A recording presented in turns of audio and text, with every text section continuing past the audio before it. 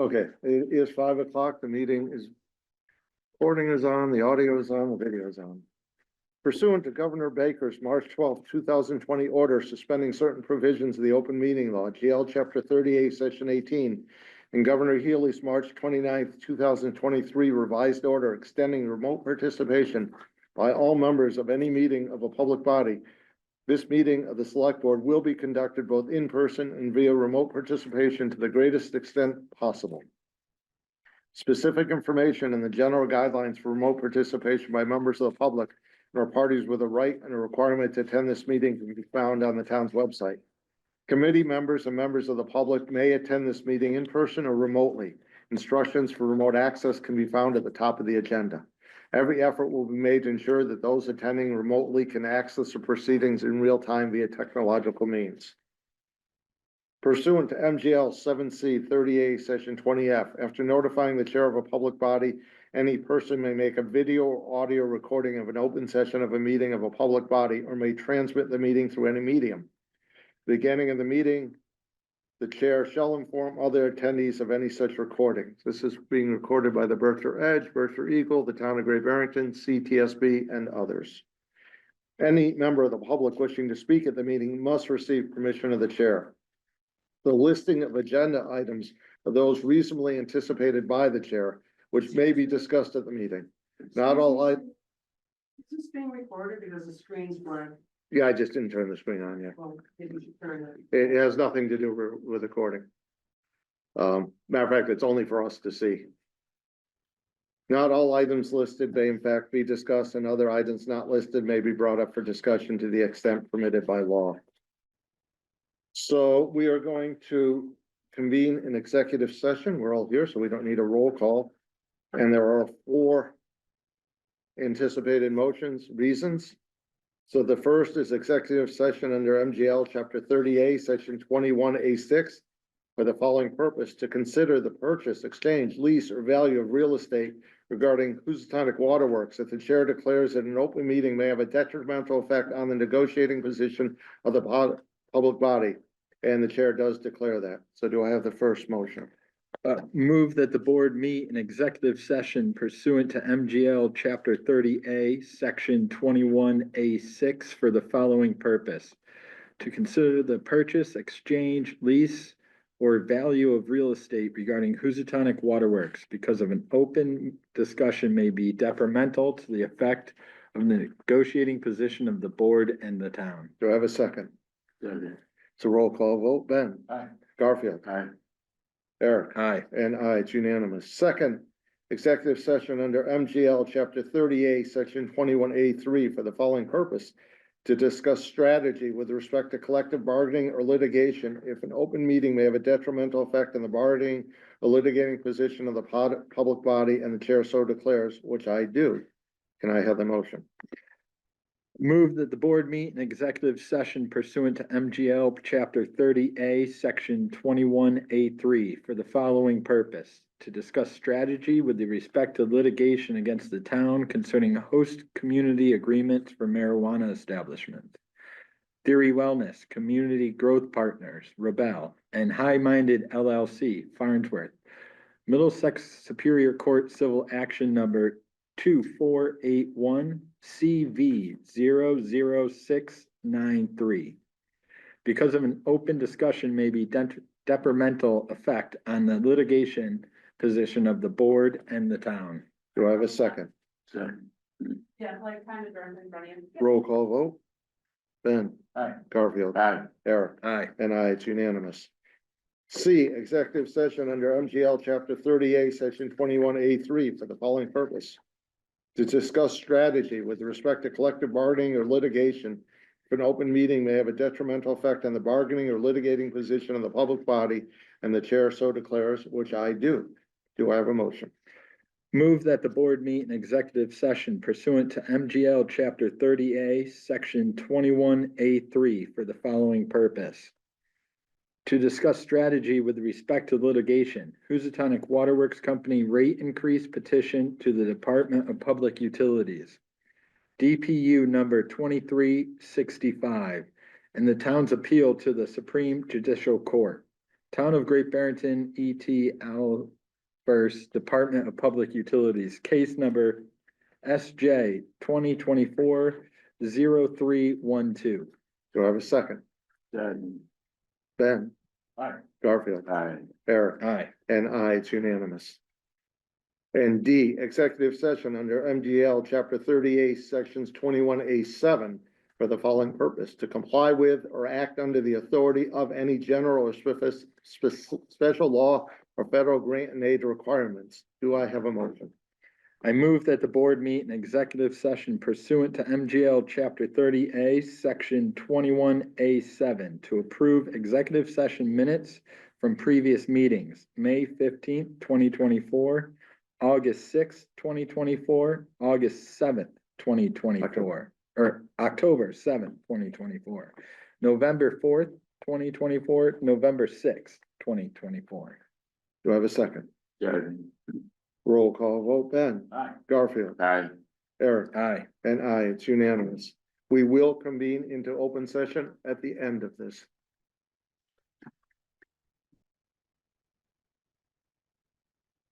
Okay, Just got the damn thing. so first, last time I just stopped the video and audio, correct? Yes. And the recording.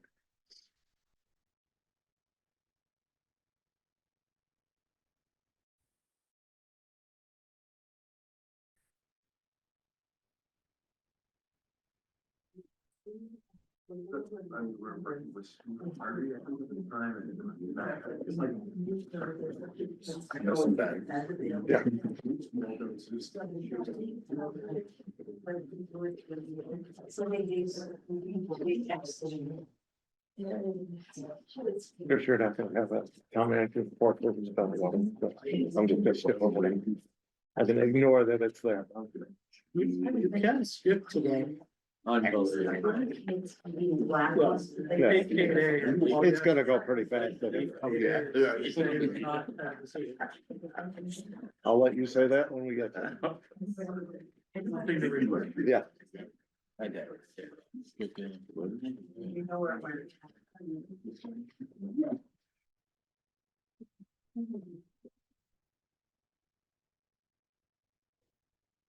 It is, man, it is.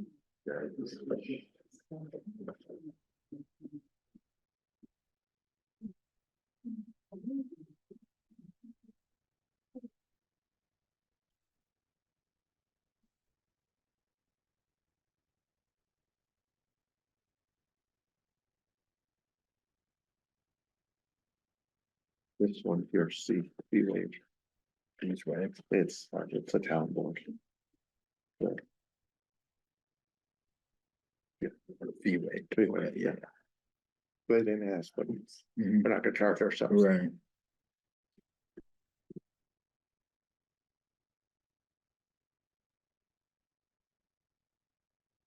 Okay, we're gonna reconvene back into open session. Recording is on, audio and video is on. Select board's announcements, statements. Ben? Nothing for me. Garfield? Yeah, I'd just like to give a shout out to our town DPW and the way they took care of the roads. They're all over. They did a great job and appreciate their efforts and their work and their time. Thank you, Garfield. Eric? Nothing for me at this time. Thank you. Thank you. Next, we have the approval of minutes for January 13th, 2025. Do I have a motion? I make a motion to approve the minutes from January 13th, 2025 as written. Do I have a second? Second. Any discussion? All in favor? Aye. Unanimous. License and permits.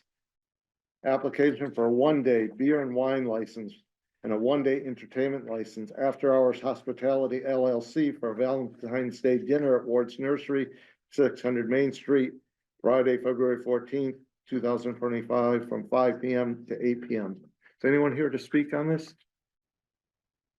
Yeah, someone online. Chris, can you make sure that microphone's on for whatever it does? I forgot to turn that on. Kevin. Go ahead and introduce sir. yourself. Yeah, my name's Kevin Kelly. I'm the owner and founder of After Hours. You want to give a little publicity for what you're doing, you can. If not, we will go ahead and vote on this. Yeah, sure. I mean, it's we're gonna be hosting a prefix kind of a communal style Valentine's Day dinner held right in the space at Ward's greenhouse. So it's kind of the open air glass ceiling greenhouse. Working with them to kind of just do something a little fun for Valentine's Day. And yeah, that's kind of what we're looking to do. Thanks, Kevin. Do you have a motion? I'll make a motion to approve a one-day beer and wine license and a one-day entertainment license for After Hours Hospitality LLC for Valentine's Day dinner at Ward's Nursery, 600 Main Street, Great Barrington, Friday, February 14th, 2025, from 5 p.m. to 8 p.m. Do you have a second? Second with discussion. Discussion, go ahead. I'm just curious, do you have, I don't know if this calls for tips or anything, and do we have any regulation of the people coming in or whatever, going out? There's gonna be beer and wine, so we have to have someone obviously over 21 doing serving, all that good stuff. Yeah, I'm tip certified and I'm over 21. Anyone else? So Kevin, if I'm looking at the documents in the application, the greenhouse you're doing it is the one kind of right off the registers at Wards, is that right? No, so it's going to be a ticketed event. So everything is going to be paid for beforehand. Oh, no, sorry, I meant the location within inside the. Oh building. yeah, it's going to be in the larger greenhouse right off of Main Street where you have kind of that glass ceiling. Yeah. And then I see that have you scheduled a walkthrough with the fire prevention officer? Yeah, Natalie had recommended doing that following the meeting today. okay. I guess, yeah, that's my only concern, as far as, am I right that this is like the smaller greenhouse at Wards? I mean, it's a bit bigger. It's kind of their main greenhouse. So if you walk in the main entrance, it's off to the right, adjacent to the main road. Right. Yeah, I mean, I think that was Yeah, logistics is- Just a 4-season greenhouse. Yeah. Yep. Yeah. So as long as you do the fire prevention, you get the Yep. sign off. Awesome. So the motion will add to the motion, if no one objects, the DRT conditions, which is a walkthrough with a fire prevention officer. So we have a motion and we have a second. Any other discussion? All in favor? Aye. Unanimous. Good luck to you. Thank you. Next, we have an application for a one-day beer and wine license, Great Barrington Fish and Game Association Ice Fishing Derby and Ham Shoots, 338 Long Pond Road, Housatonic, Saturday, February 8th, 2025, and each Sunday from February 16th through April 13th, 2025, all events from 11 a.m. to 6 p.m., 10 events total. Do I have a motion? I make a motion to approve an application for a one-day beer and wine license to the Great Barrington Fish and Game Associated Ice Fishing Derby and Ham Shoots, 338 Long Pond Road, Housatonic, Saturday, February 8th, 2025, and each Sunday from February 16th to April 13th, 2025. All events from 11 a.m. to 6 p.m. So 10 events in total. Do I have a second? Second. Discussion. Yes. Are there light? Obviously, you just have light. Going to 6 o'clock, it's gonna be dark. You're gonna be shooting in the night, in the dark. Is there someone here from Great Barrington Fish and Game? We approve this every year, so I don't know if they didn't decide not to show up or if that's. Maybe you guys not to tell them. You know how I feel about that. Yeah. Any other comments? So we do have a motion. Just to go to Garfield's question, I believe this event has been going on probably longer than I've been alive. Yes, So I'm gonna guess that they have a way to light the facility. As being a person that's attended a few of these in my life, they step out onto the range and it is lit from the back, Thanks. so. perfect. Great answer. Thank you. All in favor? Aye. Unanimous. Next is application for a one-day entertainment license, WB Du Bois Legacy Committee and Bridge Du Bois Legacy Festival at Mason Library, 231 Main Street, Great Barrington, February 23rd, 2025, 9 AM to 3 PM. Is anyone here from that? Do I have a motion? I think I have to recuse myself, I'm a member of that committee. You're on the committee Yeah. through the select board as a liaison or? I believe so, because I just took Lee's spot. Yeah, but that's not, you're not on the committee, you're a liaison. Okay, Yeah. I make a motion for a one-day entertainment license, W.B. Du Bois Legacy Committee and Bridge. To be Du Bois Legacy Festival at Mason Library, 231 Main Street, Great Barrington. Sunday, February 23rd, 2025, from 9 AM to 3 PM with the town fee waived. Do you have a second? second. Any discussion? All in favor? Aye. Unanimous. New business.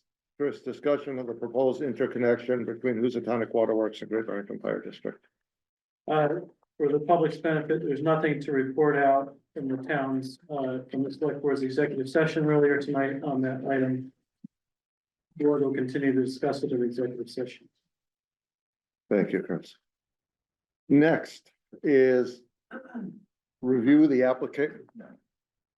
Please go to the microphone. State your name and address. Hi, Donna Jacobs, 260 Park Street. Just a small detail, we missed the manager's report. It's because- Okay, the manager's report is there's nothing to report. No, it came earlier on the agenda. That's the report. There's nothing to report. Yeah, yes. Okay, just following the agenda. Yeah, Thank you. no, I just skipped over it because there was nothing to report. No problem, thank you. I need to be kept honest. So the next is the review of the applications and make appointments to the town manager screening committee. We are on schedule of what our consultants, Community Paradigm, asked us the last meeting in January to make an appointment. In our packet, we have 30 people who would like to be on this committee. By town charter, there is room for 7 Great Barrington residents. And therefore, we have decisions to be made. This is twice that this has happened, that there's been so many people, which is terrific. I'm not sure when the charter was drafted and redrafted, we thought that there would be this big of interest and where 7 came from. But now we have to make that decision. So board, Eric, you. Yeah, so, looking at this, going through it all, obviously 30 great candidates. What I thought would be beneficial for the town is if, we were to nominate the, past, select board members that had been voted in from previous times, served at town hall, worked with past town managers, and have done the work for their things. So I thought it would be most beneficial if we started with that. We had 6 that applied. I feel that since they've had the experience in the past, that it would, they know what's needed. They know where the challenges were. I think it would be a great start there. How's the board feel about that? Definitely want to give preference to people who have worked directly with the town manager in the past, and I think that's a great avenue. I do want to make sure we kind of get a good mix of voices in here too. What I see is that we have 6 past select board members. Yeah. We have 4 men, 2 women on here. So I felt that as far as those numbers go, pretty good. I was also just gonna make a suggestion on my own behalf that Marie Ryan, since she had been a town clerk in the past, worked here, has worked elsewhere, plenty of experience in the field, and a Housatonic resident, last I knew. I feel that would kind of help even out the numbers, as far as having 3 women on the board. 4 men. And that seems to be a lot of experience in my point of view, working in town hall, so. It's up for discussion, but that's just after going through this a few times. It's something I thought that I would bring in front of the board. Other discussion, comments? I mean, there's no right answer to this. No. There are really 30 good people on here. And any 7 of these would do an excellent job. We're really lucky and we're not gonna make 23 people happy no matter what we do. But I think Eric's idea is logical. Yeah, I mean, if anything, it's a good way just to kind of set a metric that helps, because we do have such, it's an amazing pool of people, you know, and I thank everyone who applied. It's truly, there isn't a right way to kind of whittle this down, but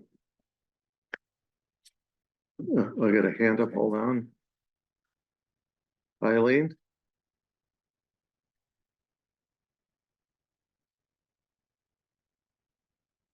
Eileen, just unmute yourself. I'm sorry. Would you just identify the selection, please? Yeah, we'd be glad to do that. We were gonna do that in a second. There's Ed Abrams, Walter Buddy Atwood, Kate Burke, Peter Fish, Deb Phillips, and Sean Stanton.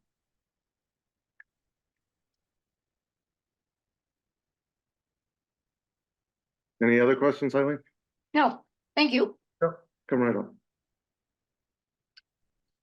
Doug Robbins from 148 Alfred Road. I don't want to be a disruptive force in it, but I'm here because I was intrigued with the possibility of putting my effort and experience toward making a contribution. I don't know what the situation is with the other 23 that are not being considered. Is there any other process where we could evaluate some of the skills beyond? And I'm not disagreeing with the fact that people that are previous board members are certainly knowledgeable, but having some outside input that might not be typical outside of the boundaries of how we run the town previously might be beneficial. Community Paradigm, who we've hired, is not on the line. We didn't ask him to be. Yes, I think there would be ways for you to have input, not necessarily reviewing the applications, because how the screening committee works in the public sector is that all their work is done in executive session, so no names are released. Screening committee is confidential. When it gets to the select board, we have the final say, and those names will be public. So yes, there will be a way that Community Paradigm will talk to people and we'll have a visioning session, so to speak. Yeah. Michelle? Michelle Rivera, 70 Division Street.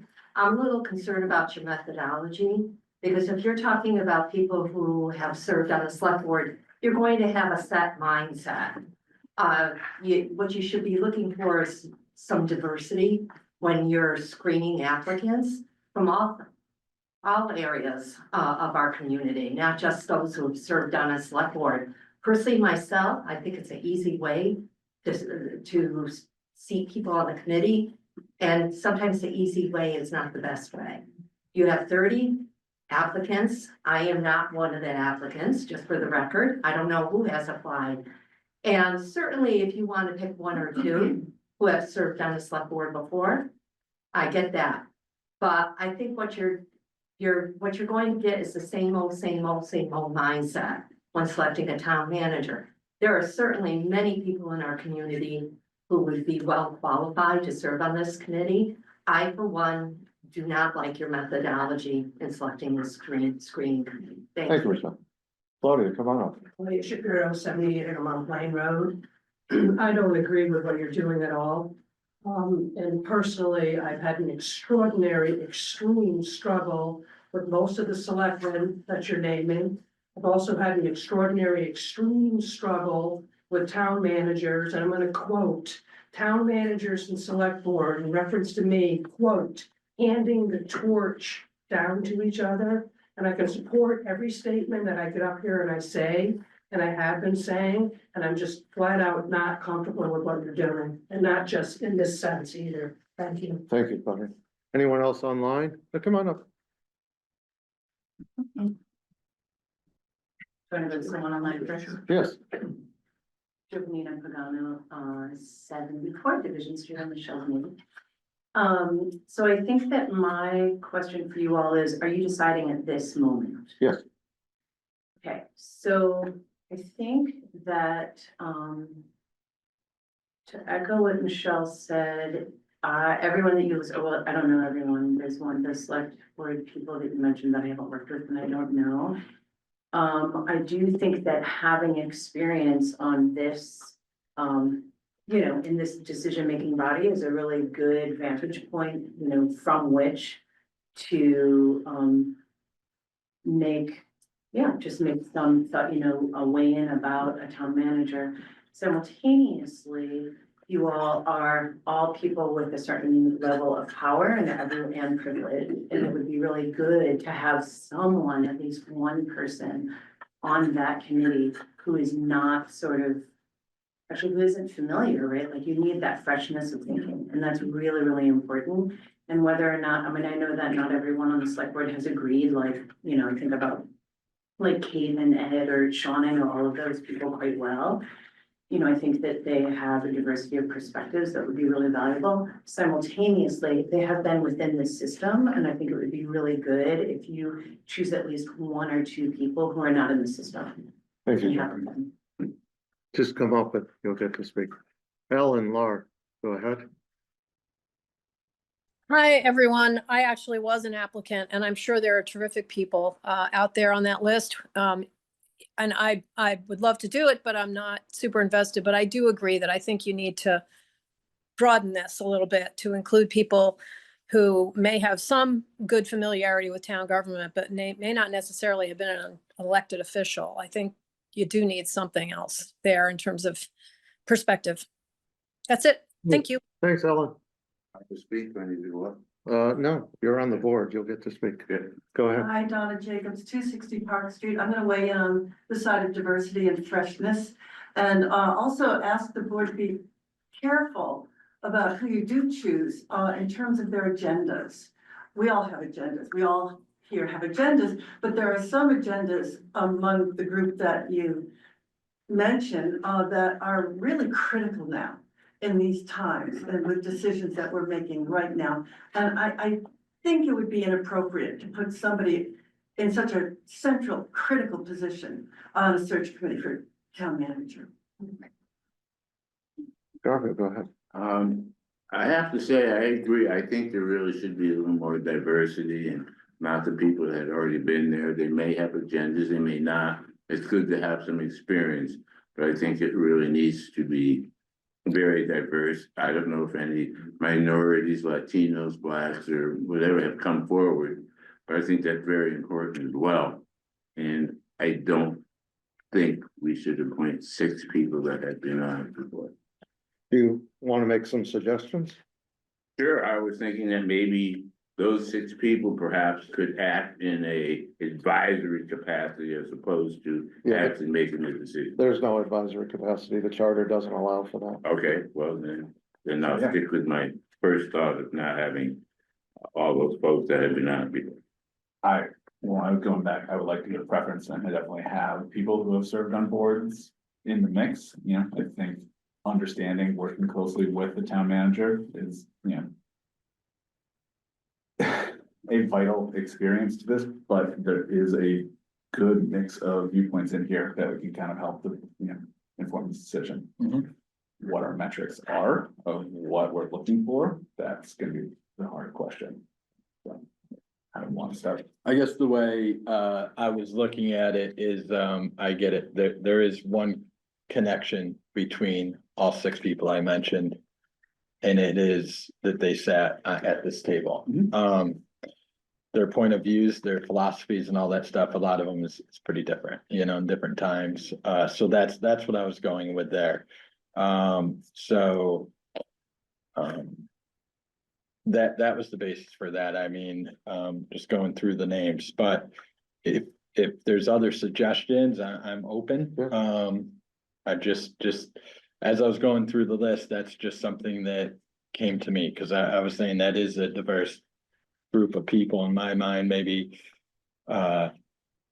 not to the extent that Garfield was just speaking of, but I just thought it brought a lot of different backgrounds to it, so. Let's see. Maureen, go ahead.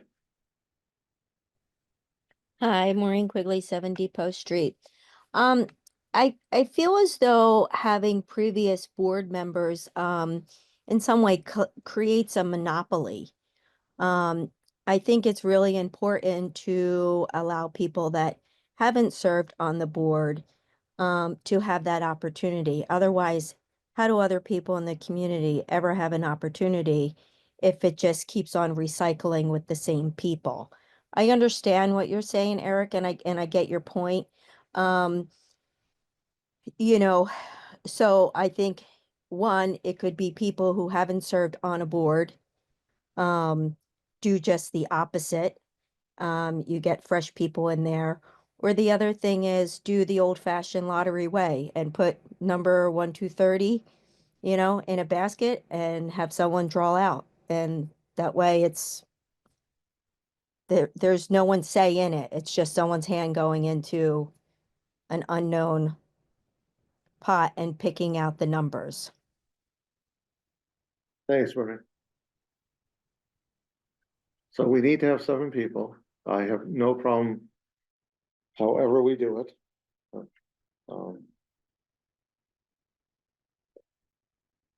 I think it was pretty clear that,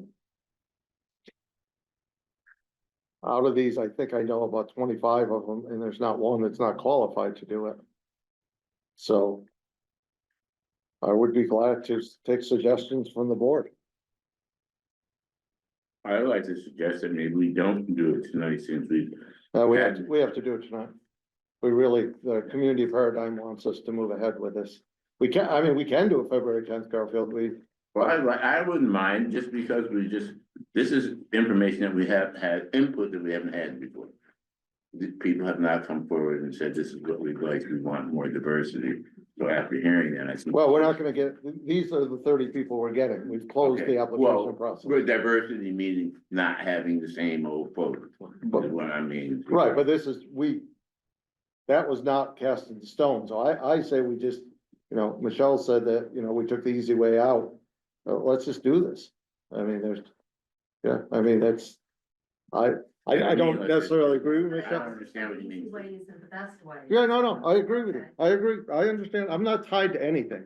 I'm more than flexible, and I will say this, I don't think that was the easy way. I thought that was a logical way, but that's fine. I listen to people. We just have, everyone talks once, everyone speaks once. Thank you, Joe. Well, you get to speak later anyways. Okay. Do I have, we need 7. We can wait till the 10th. It's gonna push the process back a couple weeks. Can I make a pitch? You can make, Make a pitch. did you say pitch? Make a pitch. Yeah. Okay, pronounce it correct. We select 4 former board members and then 3 non-board members. Sounds good to me. Now's the tough part, because I'm gonna say this. Yeah. Do you have a motion for which 4 board members? I was gonna start the opposite direction. Just kind of, I had, went through again. Good. Incredible. Very qualified people who applied, so it's a hard decision.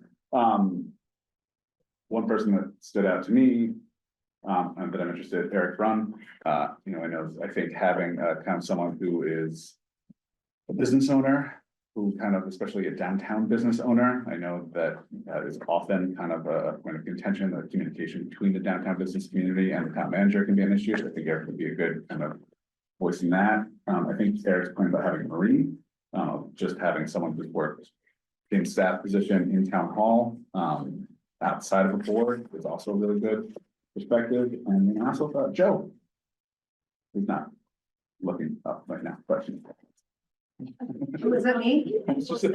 I thought, Thank you. Thank you. it's okay. I thought So the question is, before we go along, and this isn't personal, do we want any town staff on this? like, as one of the. committee members. Yes. I mean, I know the resident. And I know that was kind of a bone of contention. Some people say, town staff will get their own say during the process, but I think those are three good choices, so. I'd like to see a 3 and 4, 3 from the, had been and 4 that have not, because if we have the 4 that have been, that maybe it could be a block, if you will. If they're gonna say yes, and 3 people have a different opinion that are not from the board. I mean, I think to Eric's point, I mean, yes, these people have been on the board. But just as I will say, we're all different people with different viewpoints, like there will be a discussion. And I think having a good mix, it will still happen with that ratio. I'd love to see women, some women on the board. Well, he did have 2 out of the 3 he proposed were women. Yeah. So I'm gonna take that as a motion, so to start that. Sure. So that was Eric Roon, Giovanina Pagano, and Marie Ryan. So I have a second. I'll second that. Okay. Any discussion? All in favor? Aye. Aye. Aye. Abstain. Is that gonna mess things up? No, not at all. We need 3 votes for our quorums, our total number of board members is 5. Now, we're voting on what Ben suggested, the 4 and 3, is that what you thought? So far, all we're voting on is 3 members on this Okay. committee. We're not tied to anything else. Okay. So we have so far Eric, Marie, and Giovanina. Okay, other names? I make a motion that we approve, Sean Stanton and Kate Burke. Do I have a second? I'll second that. Discussion. It'd be a great fit. All in favor? Aye.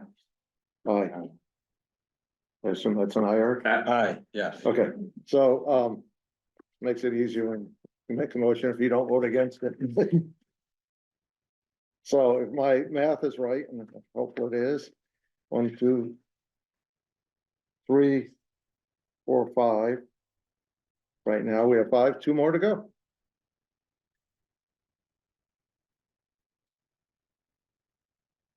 Pick any of these off of here, Garfield, or?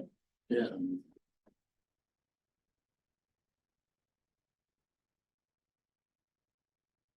I'm The gonna, ones I squared up are the ones that we just voted on. The stars were the previous, select board members that I had spoken of. so far we have 2 previous select board members and 3 at-large members, so to speak.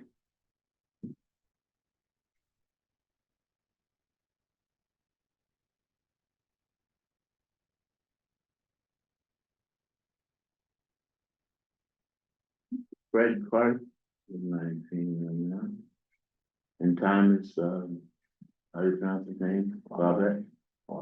Robert. Those are my thoughts.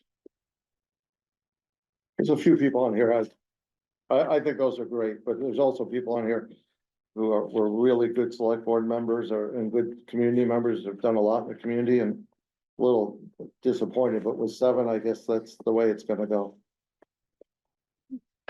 So do I have a second? For a second, and just the names I just mentioned? Yes, Yes, I second. no, you made the motion. I did. They have to give us, a second. Yeah, second, sorry. Okay, Just counting numbers coming. Sure, Thomas, Robert, and Fred Clark. Fine, Yeah. thank you. I seconded that. yeah, I'm Yeah, just sorry. checking one thing now. I like Tom. So that will give us, Yeah. That was. okay, I have a motion and a second, any discussion? All in favor? Aye. Unanimous.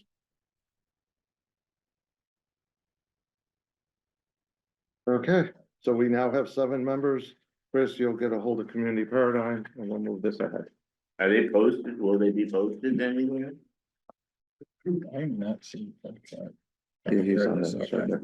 What do you mean posted? Well, we'll name the people know who they are, will the public know who these are. On the website. It should be on the website, yeah. Okay. Okay, let me go back and read it, Claudia, hold on. Mhm. No, Marie Ryan, No, let me just read it so we don't. Eric Roon, Kate Burke, Giovanina Pagano, Marie Ryan, Sean Stanton. Was that 7? Yeah. And Tom Blauvelt and Fred Clark.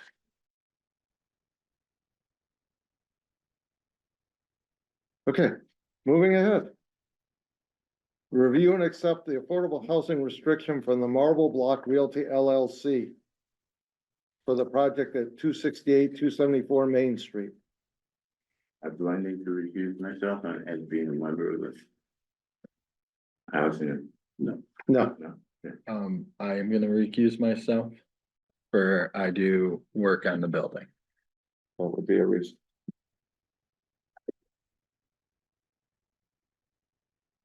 Chris, go ahead.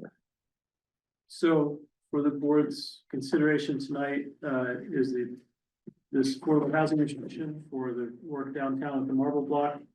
The restriction in front of you is pursuant to a Community Preservation Act grant from the town to this building owner who's making improvements there.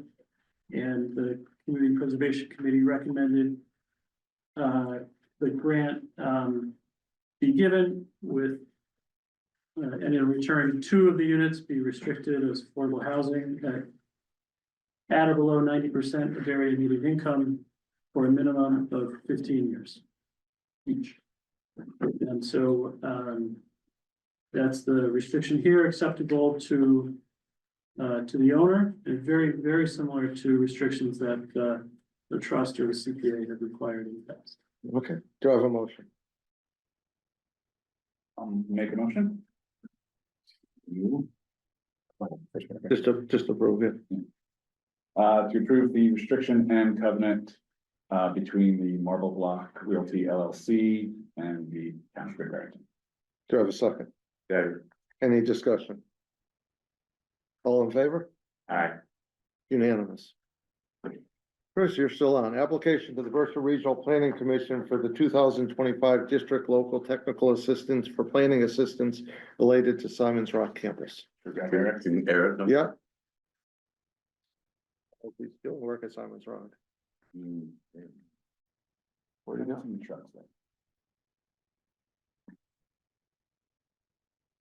go? Simon's Rock.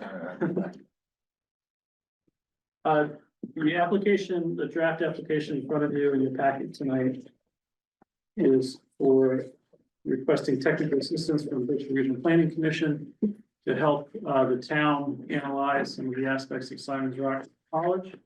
As you know, we're closing at the end of the spring semester, and the town will likely have some work to do in terms of planning, zoning, other work. BRPC can help us with mapping, data analysis, and other aspects of this work that we can't do ourselves. We either don't have the expertise or time in-house. For the guidelines of the state's DLTA, District Local Technical Assistance Program, they do like that the select board chair sign these applications. So I wanted to get this draft in front of you, see if it was acceptable to move forward.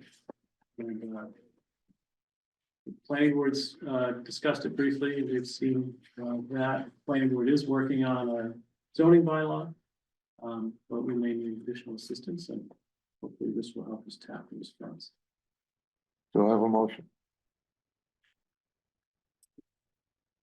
I make a motion for application to Berkshire Regional Planning Commission for 2025 District Local Technical Assistance for Planning Assistance related to Simon's Rock Campus. Do I have a second? Just authorize the chair to sign. And authorizing chair to sign. Thank you. Do I have a second? Second with discussion. Discussion. Claudia, come on up. Yeah, Claudia Shapiro, Sunny at Egremont Plain Road. So I'm gonna ask you, Mr. Most, if you would be so kind. Claudia, just direct it towards me. Just I'm make gonna ask me this. feel like I'm in charge. Okay, well, you are in charge, actually, you're the head of the town, so No, thank you. you're running the show. Thank you. Go right ahead, Claudia. So I'm asking Mr. Most who the other 11 or 12 members of this group are. I had asked you, and I asked the planning board, and now I'm asking him. This has actually nothing to do with that group. I know, but I'm asking, but because of Simon's Rock, It all has to do with the group and what you're doing with Simon's Rock. So this has, their group is private, we're doing something separate, we're not. Well, I am on the group, so I will disclose I am one member of I that group. know you're on the group, Okay. I know there's other officials on the group, and I know that now our state rep is on the group also, so in my simple mind. And Mr. Most is an attorney and on two boards, one of them is zoning board. It doesn't really sound much like a private group to me, but I'm also gonna point out, as I did at the planning board meeting. That the property and almost the entire of the properties in the water quality protection overlay district. Not just as Chris stated, a little piece of it. The water quality protection overlay district restricts heavily what you can do there and in a good way. It actually safeguards the entire neighborhood. And I'm also stating, as I stated. That the Simon's Rock is in the 2003 source water assessment program report. And I'm gonna ask you all to actually read that again, and I'm gonna ask Mr. Most to read that again. Because of the restrictions and the protection that goes with that property. And I'm also stating, as I stated at the planning board meeting, that Simon's Rock has a US EPA number. Also documented in the 2003 swap report along with my property. So the cautions need to be taken. Hazardous waste combustion facilities on industrial property are by right. And unfortunately, also in the water quality protection overlay district section. It was added to the water quality protection overlay district section in 2010. The town's got a lot of money and time into that specific bylaw. And I'm concerned of where it's gonna happen, how it's gonna happen. And last but not least, unfortunately, my property is in full compliance for that hazardous waste combustion facility, which is one of the reasons why I actually have been getting such a hard time from the town, my immediate neighbors, the airport, et cetera, and so forth. Thank you. Thank you, Peter. Peter, I can't force you, do you want to disclose who's on your committee?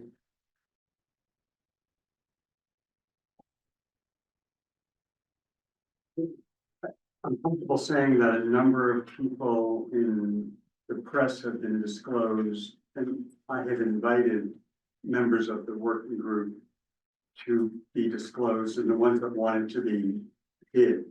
So I'm not comfortable without having their authority to reveal who else is in the committee. Okay. I want to make another comment too, please. So I had asked, because it was stated at the last planning board meeting that it was going to be held via remote only. And when he was questioned by, I think it was Eileen Mooney, questioned Mr. Rembold about it. He said because there were so many important scheduled meetings on the 6th. But she pointed out, one of the planning board members himself pointed out, and I also pointed out that there was actually nothing scheduled for the 6th. So I'm asking very, very strongly, for the sake of transparency, that that meeting is hybrid. I want to be able to come into this room and join the meeting. Is that the planning board meeting you're saying? No, the meeting that's going to be held on the 6th. Planning board, Yeah. Yeah. That's going to be. I have no, as much as you think we have power, we don't have any power over that, you should talk to Brandy Nelson about that. I already disclosed all of this. I spoke, my concerns. She told me that, quote, I could review the minutes if I wanted to. And Steve, as far as you have no say, you do have say. You are the father of the town. You are actually at the helm running the show. So it is you. And I'm asking you tonight, for the sake of transparency, and I'm asking you, Mr. Most, to please make sure that that meeting's hybrid. Thank you, Thanks. Claudia. We have a motion and we have a second. Any other discussion? Yeah, I would like to, my concern is safety. And I don't know why, but I think Simon's Rock is kind of isolated. It'd be a great place for squatting, breaking into the buildings, et cetera. That's my concern. So we're talking about the technical assistance money. So I'm not sure, maybe that would more come under the vacant commercial building bylaw, but Okay, I'm not just sure what that has to offering do with this grant. That's, I don't know what it has to do with, I'm just offering my opinion, my feelings on it. okay. So all in favor of me signing for this grant application? Aye. Aye. Perfect, thank you. Next is discuss a maintenance of vacant commercial buildings bylaw. Mr. Most had brought this to the select board. And do you want to give a brief explanation? Yes, please. I'm Peter Most, 19 East Mountain Road. I'm working with a group of people, as you just heard, that is considering the implications of Simon's Rock's sale and closure. Bard has stated that it wants to have an expedited sale process. And I'm hopeful that happens, but you have to hope for the best and plan for the worst. We've put together a proposed commercial structure building regulation, which would be utilized in the event that Bard is not able to sell it quickly. A worst case scenario would be for Bard or any of the buildings of Bard to end up like Searles School had been for a long time. Although now seems to be in perfect condition, it's been secured. There was a long period, I don't need to tell you, where it wasn't. I was inside that building in 2023 and I'll just say it was a troubled property. In any event, of course, Bard wants to do well and try to keep the property safe, but the town ought to have a mechanism in the event that something doesn't come to pass, or if Bard sells it to somebody that isn't maintaining the property. You don't want Bard to end up like Searles or Berkshire Mall. So I think you get that. So what this bylaw proposes, it would require the registration of vacant commercial properties with the planning department and the building department on agreed forms. The property owner would pay an annual registration fee to the town to mitigate the administrative costs of monitoring security and maintenance of the property. The building department would advise the police, fire, and health departments of vacant buildings so that they're aware that there's a greater concern.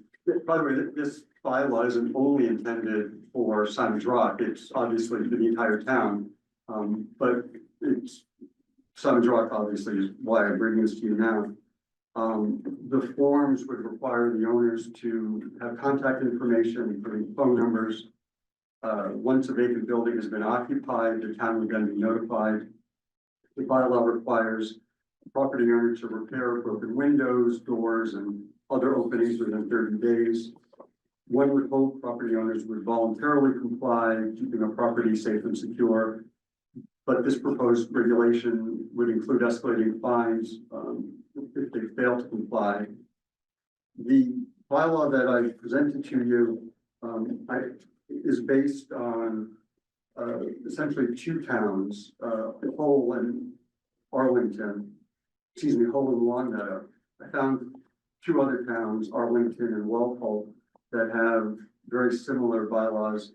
There are likely other bylaws in other towns that do similar things, but those were the four that were closest to this, that were intended for towns of a relatively smaller size. So reading this, I'm not against having this by any means. What I would like to see us do is to refer this, and when I say refer, that term can have a negative connotation, like it's gonna get buried. I don't wanna say get buried, but I'd like to see some input from the planning board of the town planner, building commissioner, police chief, fire chief, and health inspector, who all have, a say, are all mentioned in here, at least the last four, and have them come back to us with their recommendations. I think that makes the most sense to me. Yeah, this is something that I like the sounds of. I think it's something that I would like to see, definitely not get buried and move forward, like Steve was saying. But also just like more details of if this is, how exactly is it enforced? And then also, I know it came to light with say Simon's Rock, but what about existing buildings that at least I would call that would fall immediately into this category that need to be maintained or at least secured. But I do think this is something that we should take a serious look at. Along with everything else, it's just how, have an effective plan so we can, instead of just barking, reinforce it. And I would love to get all the feedback we can to move this forward. I like the suggestion and the thought. I'm all right with it. So, Chris, can we refer this to that group so that, and come back to us with a recommendation, or at least, whatever. That's terrific. Thank you. Thanks, Pete.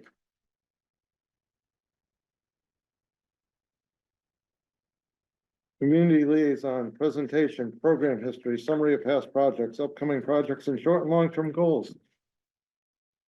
Stefanina, come right up. Yeah,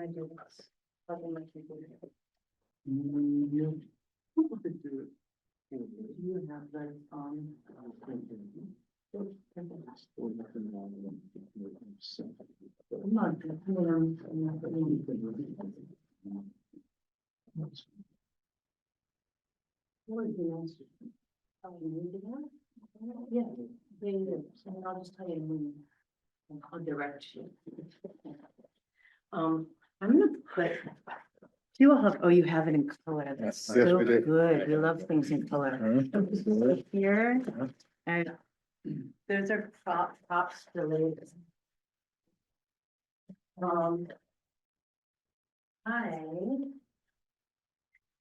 The thing that Chris can't show you that I have up on my computer is a picture of the sky with some clouds. I'd just like to notice that it's 7 and everyone has been here a long time. You even longer, you've been here longer, and most of you and us probably worked today before we came here, so it's been a long day of taking in information, and so I just invite us all to start with just a breath. Whether that's a breath that's audible. Thank you. I appreciate that, because it's really important. And you can actually go to the first. Great. So, Silvana Proano and I, stand up, she's standing up firmly, are the community liaisons for the town of Great Barrington. And maybe we would put it, because it's not sort of a hired job, we are providing community liaison services funded through the municipal vulnerability preparedness program, which probably you all know of. Yes. So, but just to have that language for everyone that's watching. So that's a state program that helps municipalities increase their climate resilience. And I'm going to talk a little bit about, actually, before you go to the next, well, no, you can go to the next slide. Thank you. So basically, climate resilience is frequently and traditionally thought of as fixing something or helping the natural landscape be ready, or human-built structures be ready for climate events. And some of the learnings that we have that have come to light over the past few years in our municipality and our community is that climate resilience is also about community health and community resilience, right? So, so the unburied headline, I was going to bury it later in the presentation, but is really that our work is about relationships. It's about building relationships in the community. It's about connecting the town and CBOs, community-based organizations. It's about assessing our community-based organizations talking to each other, our community members talking to each other. Do we all know about the lives and the needs of our lives and our families' lives? So, though it may be kind of hard to connect those things, the more there's relationship, the more there is knowledge, particularly in decision-making bodies of the needs of the entire community, and the more that those bodies are able to be fully and appropriately informed. And also, I'll get to the other parts. So if you listen to nothing else in this presentation, relationships are key to community resilience. And this is the heart of our work that we've been doing. You can go to the next slide. Origins. So before you go to the next slide, so Madeline Narotsky is here. She and I started the Strategic Sustainability and Livability Committee in 2018. And, Chris approached us to help with the, hazard mitigation plan. And so that's kind of where our conversations around community engagement around climate resilience began. And that was in 2018, I think, or 19. And then, Chris, the town got the first MVP grant, and you can go to the next slide. And, thank you. And, the town contracted with Multicultural Bridge to do a series of trainings and community engagement and dinners, and there were so many, yeah, it was just a really rich project. And Garfield's nodding because he was in, there was a 10-week long, extremely robust training that people really committed to, 2 hours a week, to coming and being present to really learn about issues that directly impact, or that are part of the landscape of how people are impacted by events like COVID or a climate event. Structural racism, poverty, and some of those other issues, social issues and social determinants of health, we focused on in those trainings. We had beautiful conversations and some themes came to light. Next slide. I'm not gonna go through everything, just for time. You guys have the packet. Oh, and for people who are here, there's some printed out packets over here of the slide. But some of the, these are themes that Gwendolyn actually presented to the select board in, I think, 2021. So maybe if at least Steve, I know that you were on the select board then, that's a while ago now.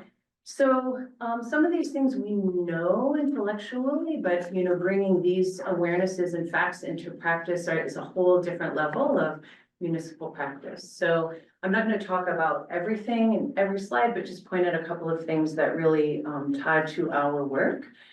You can go to the next slide. Thank you. Centering underrepresented voices. This is the discussion that you all had about who's going to be on the town manager committee, selection committee. Just to read this, when we center those whose voices are typically not centered in planning and decision-making, different solutions will surface, trust will be built, and the work will be inclusive of the needs of all community members. And I think that's why I actually asked if you were making the decision earlier, because that was the point sort of that everyone made. You can go to the next slide. You can go to the next slide. Again, I'm assuming everyone has this and you can look at it more closely. This is just another point where themes arose. Tufts, university students from Tufts and the MVP program folks and the state level came together to do this report. This report is excellent about, here's all the language on the left, fostering mutually beneficial partnerships in climate planning and action in Massachusetts. The actual report is easy to read, just really digestible and really excellent about recommendations for both CBOs, community-based organizations, and municipalities about to engage in an ethical and robust way with the community. I just included this one about acknowledging marginalization and that the system of government that we are participating in this room right now, unfortunately, was intended to originally be exclusive and not include, you know, very specifically and explicitly. And we've inherited that, whether or not, you know, we're really working against that to be more inclusive. It's important to know that and acknowledge that and work against that inheritance.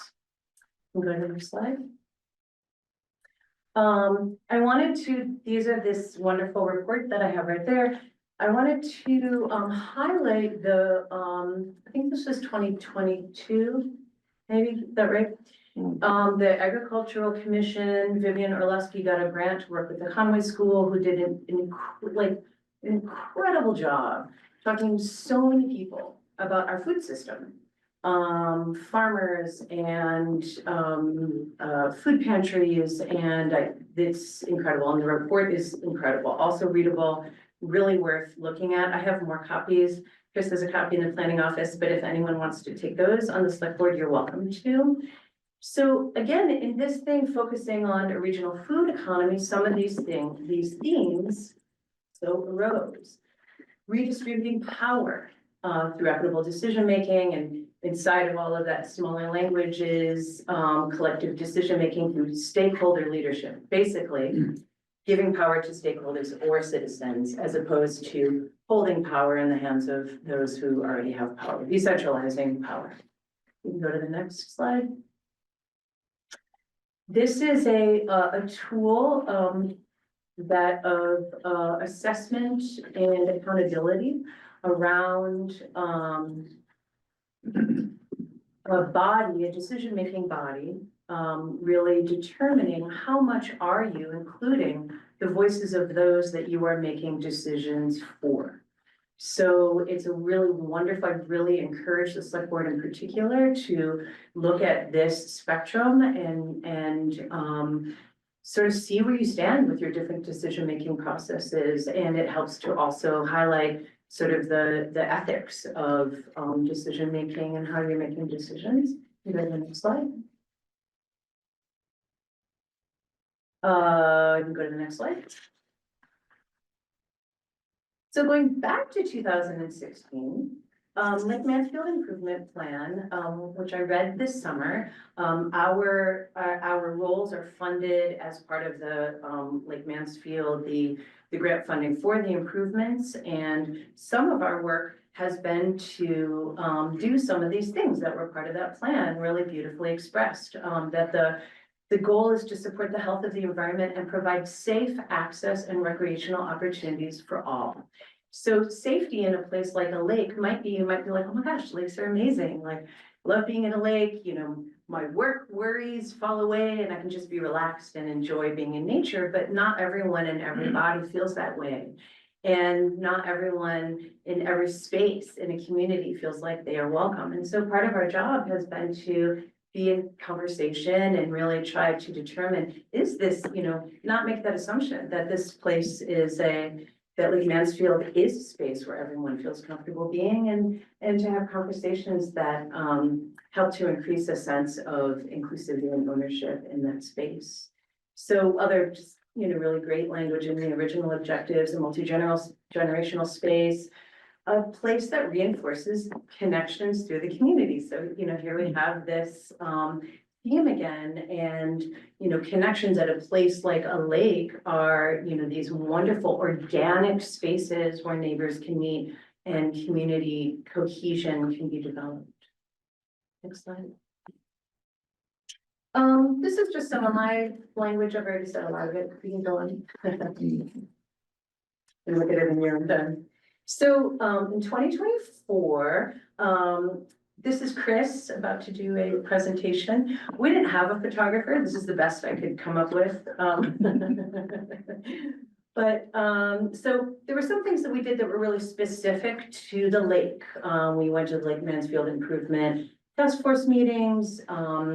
We had just a kind of simple welcome of folks back to the lake after the reopening. We planted trees with volunteers in November, which is just really wonderful. And we had this event in May, which was the centerpiece of the event was a community dinner. It was just basically, let's come together and have a wonderful meal. It was at Berkshire Pulse. And we provided transportation for folks who didn't have cars or weren't able to get there easily. We provided childcare and we provided a really nourishing meal. And so we really tried to think about how everyone could be there and make it possible for families and multiple different members of the community to show up and just come together. We also used it as an opportunity for Chris to talk about the history of the lake and for people to just have a really wonderful conversation about places outside that are important to them. Some folks from Haiti talked about places in Haiti, which was sad actually, and also important, you know, the places that they thought of that were the most beautiful and meaningful to them were places that they didn't have access to at this point in their lives. And then also the next slide, our marketing materials were translated into 4 languages, and Silvana and Betleen Young Taft translated in real time in Asian Creole and Spanish. And I think that, would you like to say something now about that? I don't think I'm gonna say more. Yeah. Don't worry. Go ahead. I think this is a good, we go to the next item and see what's next. Yeah, so maybe you can speak some and then we'll talk about what's happening upcoming.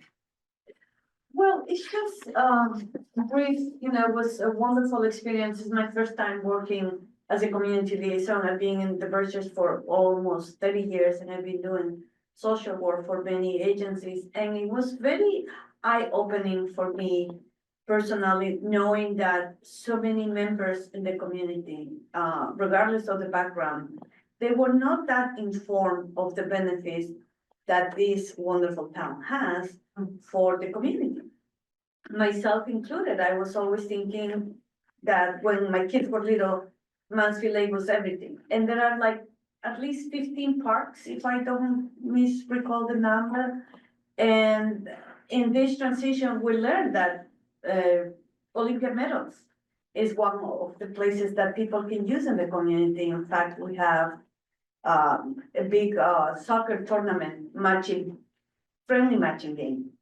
So it was a very good eye-opener for me to advocate and work with the community, not just for the local community, but the immigrant population as well. And as you saw in the picture before, we saw a lot of diversity. And that is what really is the highlight in this town, that is really diverse and people need the guidance to learn more of the safety nets and connections and even, just how to meet your neighbor. When we have a crisis, who we can go to for help and for assistance. So what I can say is that my experience has been very welcoming in this community, and I really love the town of Barrington. Is always inclusive. But yeah, little by little, I know that we can do more. Thank you. And so just to conclude, a couple of things that are coming up, and I wanted to share these both for the knowledge of the select board, but also for any members of the community who are listening, or who will learn about this presentation after. So Chris has handed the planning board the job of completing whatever, the open space and recreation plan. So the open space and recreation plan is an essential plan to really, I don't know, can you say, Chris, do you want to say what? Just picture him, what is it for, Chris? What's the open space plan for? Obviously focused on open space and recreation facilities throughout the town, but taken broadly, it's an analysis and a discovery of our town's population, of our diverse demographics and viewpoints and needs, and how the town's open space and recreation resources, whether they be lakes or parks or forests or trails or sidewalks or bike paths or trees or gardens, can meet the needs of our diverse community. So that's essentially what the open space and recreation plan does. And so I see as our support that really ensuring that, because it's really about the community members, that that sort of the centerpiece of that work is in the community having conversations. And we started that back in 2019. And it was, and just as we were starting to engage in actually really, really robust community conversations out in the community, COVID happened and then it ended. So, yeah, so we're gonna help really really try to ensure that that process is really community centered. The second thing, there are other things other than what's on here, but I think that these are sort of like the big things that are important for the community to know and for you all to know.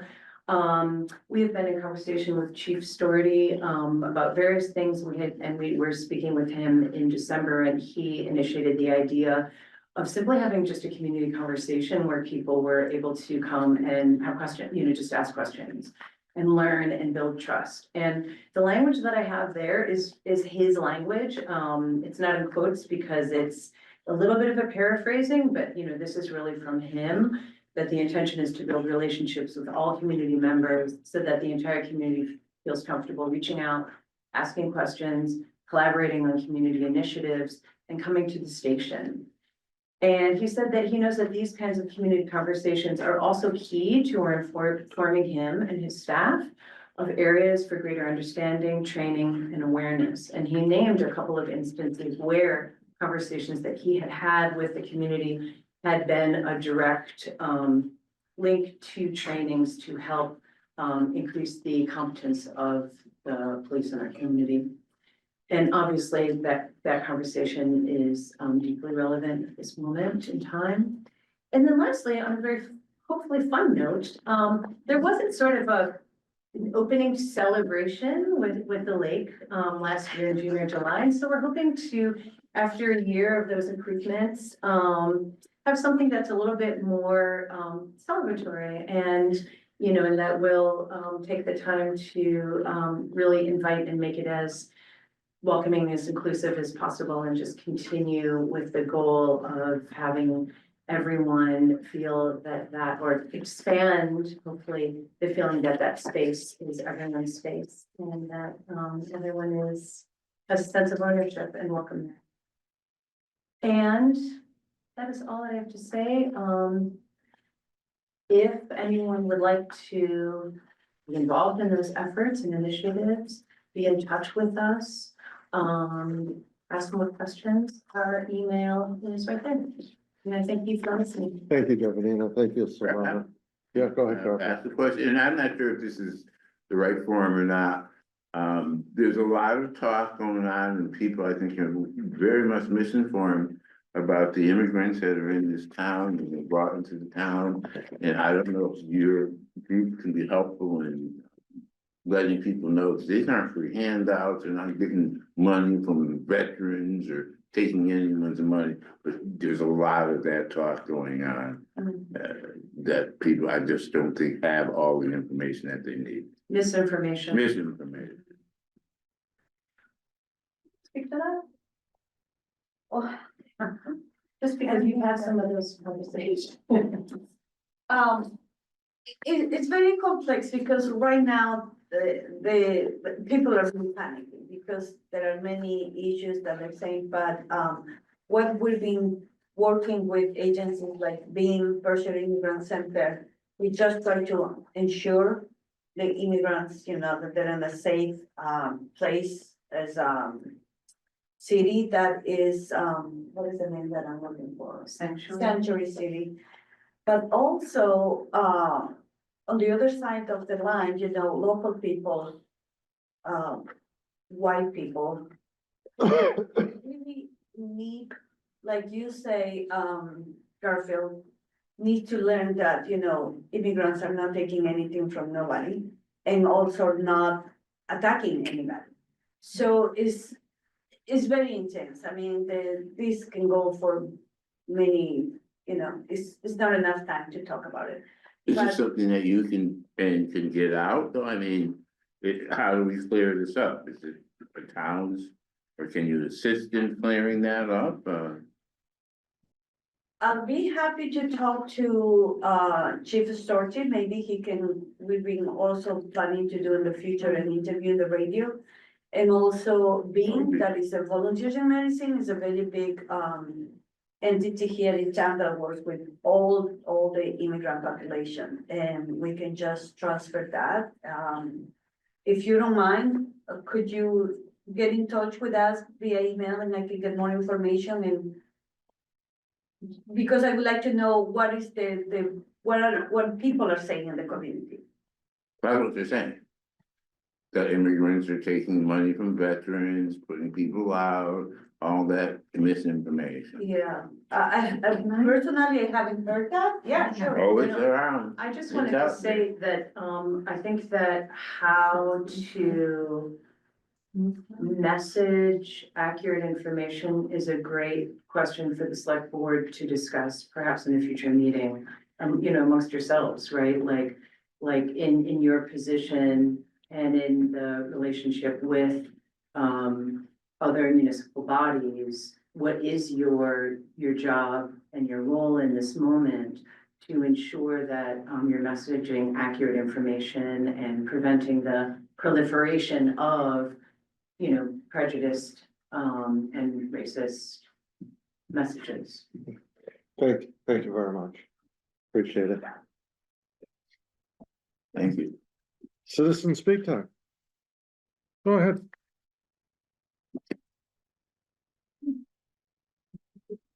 Hi, Donna Jacobs, 260 Park Street, and I promised a lot of people I would speak tonight and talk about community relationships.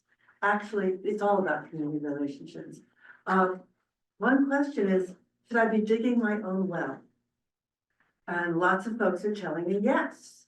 And that is what the chair of the Great Barrington Fire District suggested when he sat at a round table with Peter Most, who, I'm sorry, is not here right now, and others to discuss the wherefores and the what haves we've got with our water delivery system.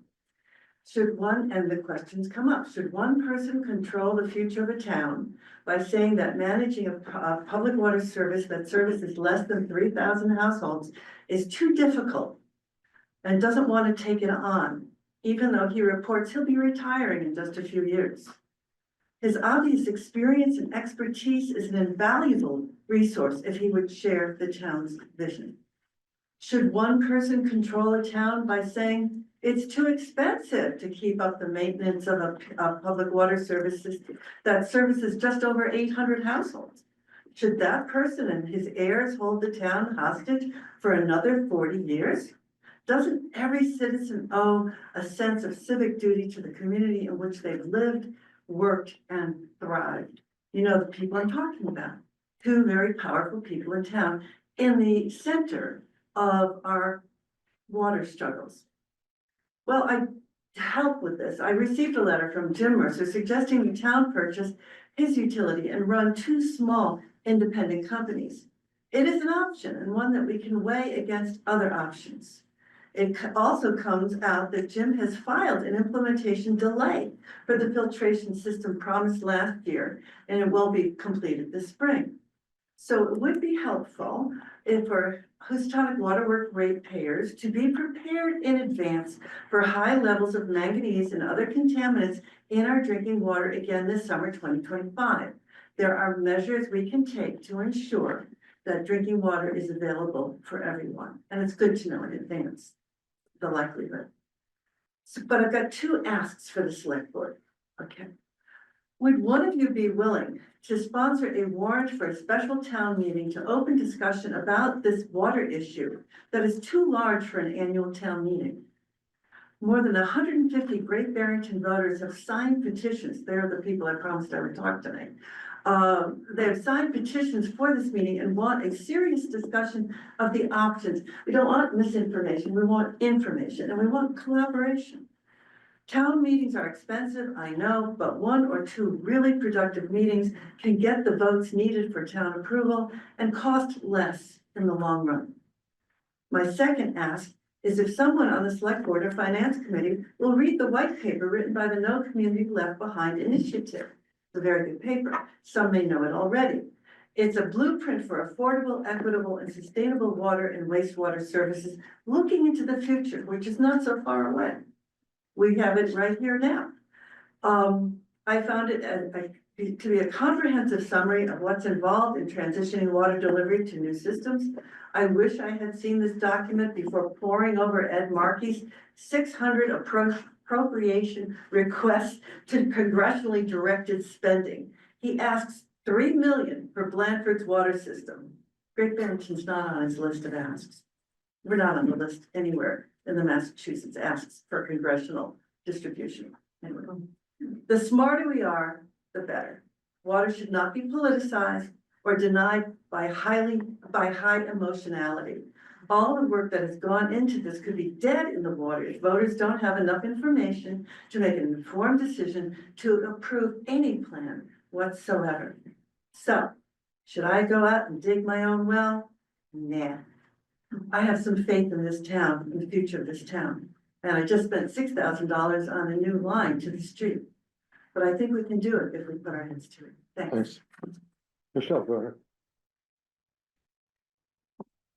Michelle Revere, 70 Division Street. I just wanted to thank Donna for speaking regarding the Houstonic water and Bill for that excellent presentation.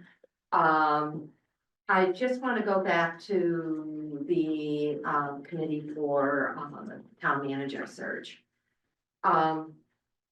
there's always talk about engaging our citizens. We had, was at the meeting where you solicited the citizens with regard to, oh, do you want to be on this committee? You had 30 letters of interest. And then you constrained it and said, oh, we're going to pick former select board members. Again, I did not apply to be on the committee, but I'm thinking of the people who said, wow, I really want to be involved. I think I have something to contribute. They took the time to write a letter of interest, only to have what happened tonight happen. You corrected it, which is fine, but I've heard over and over again, why bother? Why bother getting involved? It's predestined already, and that's not good. That's not good. And then you have an effort, which you just brought forward, Jovania just brought forward, with her team, about community engagement. And so I'm seeing this contrast going on between our town leadership and our community, and that needs to be resolved. The second thing I want to talk about is the group that's working on the Silence Rock project. The optics on it are not great. To me, it sounds like a group of popular kids formed a committee. You're on it, Steve. Well, not a popular kid, but yes. Well, I went to school with you, okay? Marching band here, okay? So, in any event, I don't see what the big deal is with a group of citizens. If I tend to be an open book. If I'm serving on a committee or doing anything, here I am, I'm saying it, okay? So I don't know why there's some secrecy who's serving on this committee. Also, the construct of this group of citizens, where you have attorneys, you have the chair of the select board, and from what if I understood correctly, you state the state representative, that just seems odd to me. It just doesn't.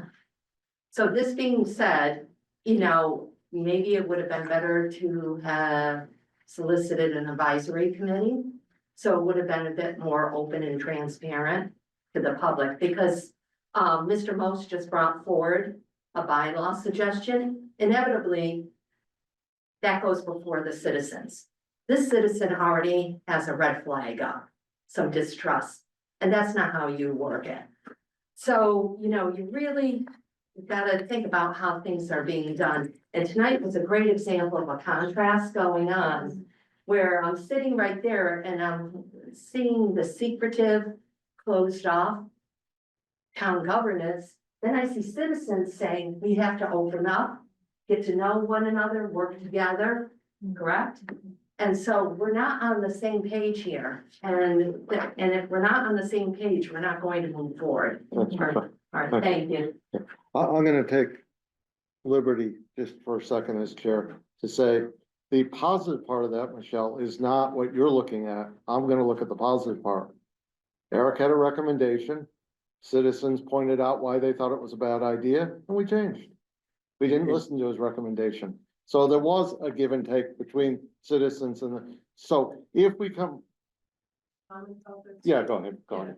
Unfortunately, Fred Clark is also a town official, and so is Tom Lobo, so it's all town officials. Is Tom on Tom's on any group right now? He was though, you're Well, correct. he was, though. Yeah, you're I right. mean, so this is Yeah. all either former or, it's just not, it's not right. Yeah. And if citizens were in the room, Steve.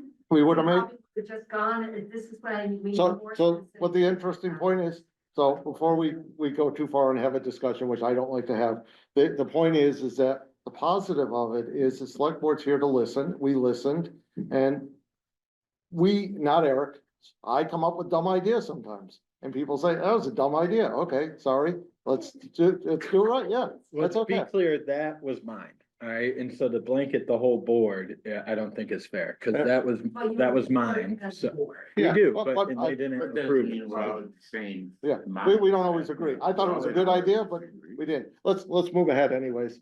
Go ahead, of course. Yeah. Locust Street. Michelle, I just really appreciate the way you tied all of those threads together and appreciate the conversation about the selection committee and how that tied to Silvana and Jovina's presentation. But I think as a select board, just taking some of the cues from that, of taking some initiative to actually review what Jovina presented, that engagement to ownership spectrum, because of the position of power that you all have as our elected officials, the amount of time that you are investing, how can you be asking that question so that we as citizens with our limited time don't have to remind you? So to say, 30 people applied to be on this selection committee, which is just the example of the day. That's really interesting. Look at all of these people that want to do something for our town. And thinking about, well, maybe there's something else that we can do to engage those individuals. That's not something that I heard in the discussion. So it's a practice. These are muscles. This is like practicing a musical instrument or learning yoga. Like, how can you all, as our select board, flex those muscles of inclusivity as you're having these discussions? So just an interesting evening tonight and something to think about. Thank you very much. Let's go ahead with media time.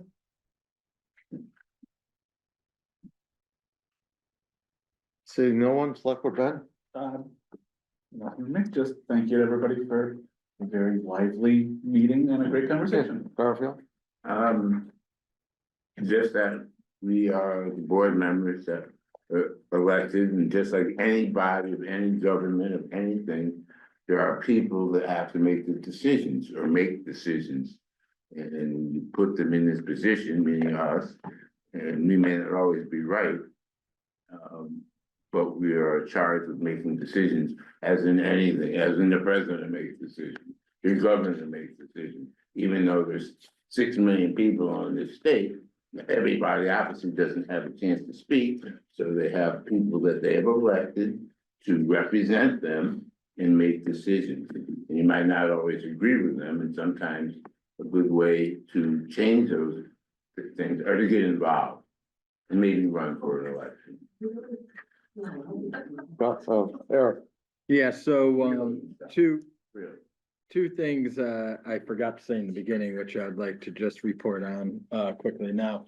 The past weekend, had a great time at the Housatonic Farmers Market, bunch of people there, a lot of good discussions were had. It's just, exciting for me always to walk down from my house and see all the liveliness around the Hoosie Dome and all the cars in action. Second thing, later that night, I got to walk from my house down to the Housatonic Library, the Ramsdale, for the Love of Libraries event. It was a great event, beautifully put together. There are also a lot of good conversations, and nothing I love more than seeing that building lit up at night and a bunch of people in it when I walk through the doors. So just two good things that I wanted to talk about before, but got them in tonight. Thank you. Thanks, Eric. Thank you, everyone. It was a very good meeting, and we are by unanimous consent adjourned. Steve, can I leave this?